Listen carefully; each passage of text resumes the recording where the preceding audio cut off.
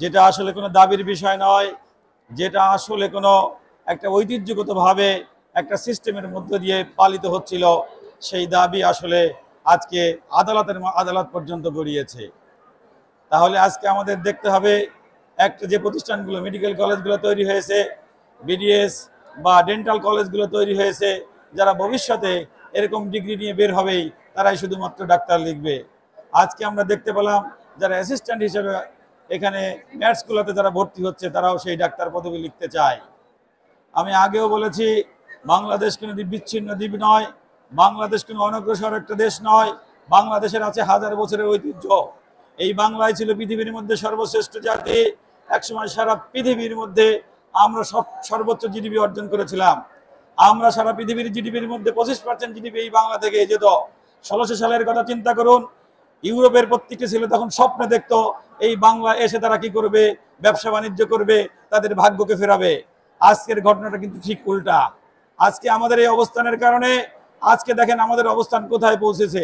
আমরা কোনো নিয়ম নীতির তোয়াক্কা করি না, আমরা কোনো সিস্টেমকে সম্মান করি না, আমরা কোনো আমাদের অবস্থানগুলোকে সুদৃঢ়ভাবে কাজ করার জন্য চেষ্টা করি না বলে আজকে আমাদের এই অবস্থান।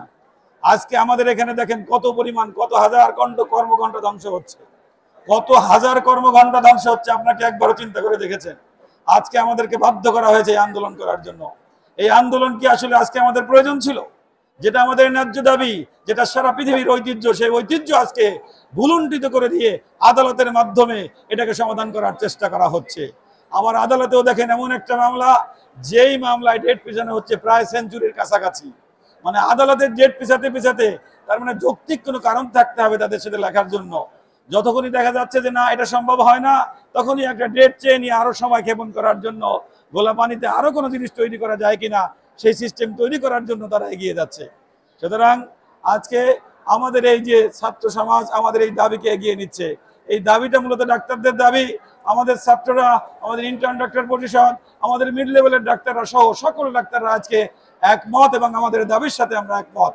এবং যতদিন পর্যন্ত এই সিস্টেম, যেই আগামীকাল রায় হওয়ার কথা আছে, যদি এই রায় আমাদের পক্ষে না যায়, তাহলে হয়তো আমাদেরকে সারা পৃথিবীতে যে ঐতিহ্য আছে সেই ঐতিহ্যকে রক্ষা করার জন্য সারা পৃথিবীতে যেমনিভাবে এমবিএস এবং বিডিএস ছাড়া কেউ ডাক্তার লেখে না, সেই জায়গায় আমাদেরকে পৌঁছাতেই হবে ইনশাআল্লাহ। জনতার কণ্ঠকে আমরা কিন্তু, তাদের জনতার যে কণ্ঠ হওয়ার কথা ছিল সেই কণ্ঠকে সামনে নিয়েই কিন্তু আমরা এখানে হাজির হয়েছি। একসময় দেখা যাচ্ছে অ্যান্টিবায়োটিক রেজিস্ট্যান্ট হয়ে যাচ্ছে। অ্যান্টিবায়োটিক রেজিস্ট্যান্টের মূল কারণ কি? যত্রতত্র যে কেউ অ্যান্টিবায়োটিক লিখছে, এটাই তো মূল কারণ। তাহলে আজকের এই জনস্বাস্থ্য নিয়ে, জনগণের স্বাস্থ্য নিয়ে ছিনিমিনি খেলা হচ্ছে। ডাক্তার লেখা হচ্ছে, লেখার পরে জনগণ তো বুঝতে পারছে না কার কাছে যাবে। সবাই তখন ইকুয়াল যখন হবে, তখন সবাই সব জায়গায় সমমর্যাদার মনে করে আমাদের দেশের মানুষ প্রতারিত হবে। এই প্রতারণা যাতে না হয়, সেজন্য আজকে সারা পৃথিবীতে একটা ঐতিহ্যের কারণ আছে, সেই ঐতিহ্যকে ভুলুণ্ঠিত করে দিয়ে আদালতের মাধ্যমেই এটার সমাধান করা হচ্ছে, চেষ্টা করা হচ্ছে। সুতরাং আমাদেরকে সেই আমাদের যে দাবি এমবিবিএস এবং বিডিএস ছাড়া কেউ ডাক্তার লিখতে পারবে না, সেই জায়গায় আমাদেরকে পৌঁছাতে হবে ইনশাআল্লাহ।